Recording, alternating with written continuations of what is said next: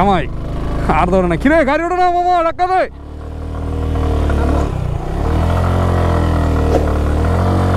না না নামবেন না লইরের নাম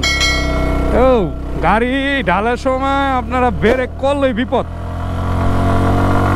ব্রেকটা করছি গাড়ি উঠতে চায় না এক চান্স উঠাই দেব আপনার ঢালের মধ্যে যদি গাড়ি জমাইলাম এই গাড়ি আর ফিরা উঠাইতে বহুত কষ্ট হয়ে যায়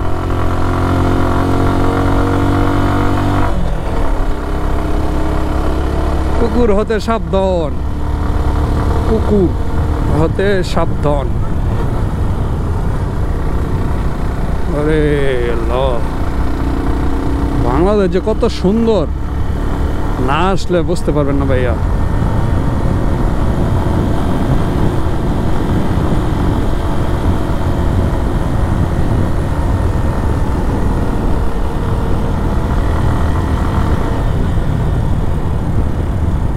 ওই ছবি তোলো